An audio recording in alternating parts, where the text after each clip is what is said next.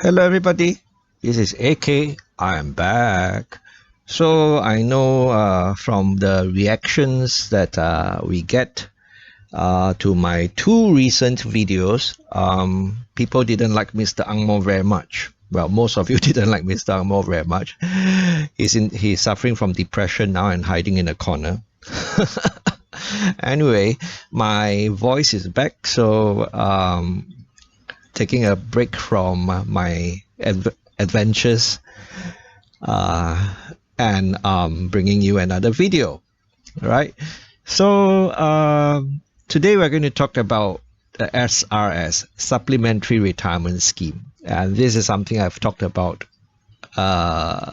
many times before. I've talked about this many times before over the years, and I always say that if we are still paying income tax, we should start a SRS account and make a contribution to it every year, so we pay less tax, right?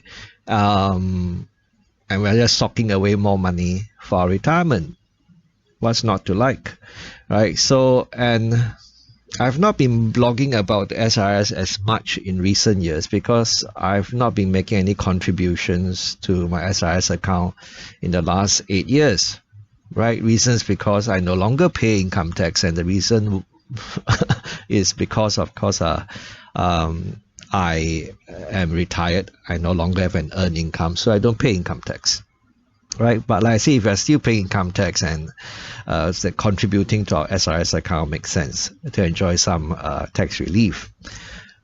If we do this all good, but we want to put our SRS money to work, or we would get a very miserable interest rate from the banks, right? That where we have our SRS account with, and they pay us a very miserable interest rate. I can't remember, 0.025 or 0.05 or something like that, right?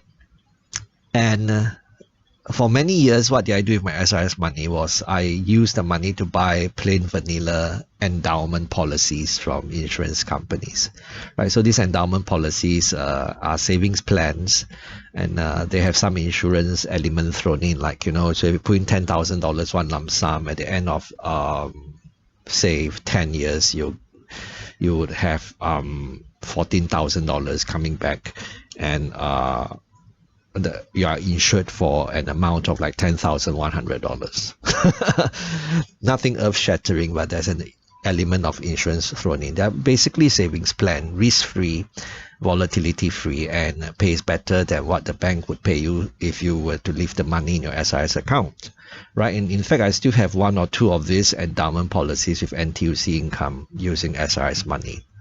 I think the product was called NTUC Income Growth Plan, right? And it was quite good. I think it was 3% per annum or 2.8% per annum. Back then, it was considered okay, And in fact, I think it's still decent today, but I don't know whether the product is still available. In fact, what happens now is that because you can get such higher yields buying T-bills, why bother with endowment policies, right? So in recent months, I also used the money to buy T-bills, with yields being so much higher than just a couple of years ago, right? So 6 months T-bills mostly. This isn't part of my laddering strategy because SRS money cannot be withdrawn until I think 62, right? I can start withdrawing at 62 if I wish to, or I could leave the money in the account until a later date.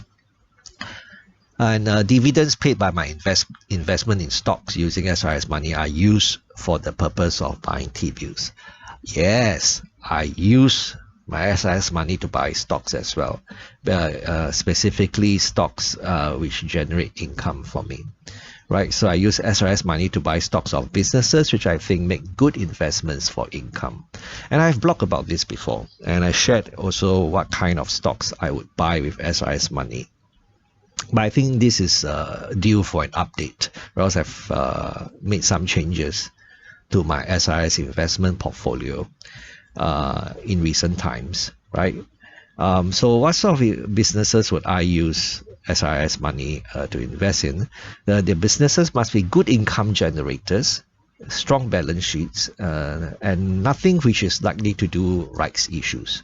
Right, there's a very practical reason for this is because we must have excess funds in our SRS account to take part in rights issues if they should happen, and having excess funds is something that can be difficult to ensure when it comes to SRS account because there's a maximum we can contribute per year, right? And then it also suggests that we should have some money idling in the SRS account. In case there should be a rights issue, which is a silly thing because then of course you get 0.05% per annum. It's silly, right? So SRS money is never used to invest in any businesses which might have a rights issue, have a higher chance of having a rights issue, right? So I shared my SRS portfolio of stocks before, but that is outdated by now. That is because I had sets in the portfolio before, right? And of course, if you have been following my blog, you know that I sold sets, my investment in sets, shortly after it announced their decision to buy WFS, right? I said before, it's like a snake swallowing an elephant, right? Sets didn't have sufficient resources to do what they suggested that they would do, and they definitely had to raise funds from shareholders. It was something I did not expect would happen, but it happened. So anyway, I took the opportunity to sell my investment in sets when there was a bounce in the stock price, and in place of sets there are Comfort Delgro and OCBC in my SRS investment portfolio now. So I share a screenshot of how my SRS portfolio looks like right now. So you see on screen, based on the purchase prices, it's not difficult to guess that DBS and ST Engineering have been in the portfolio for some time. And well, do you like what I do? What I did, if you like what I did, you know, it's like I paid less income tax, put the money to work to generate more tax-free passive income. We can certainly win and win again with SRS. Okay, so if AK can do it, so can you. Bye bye.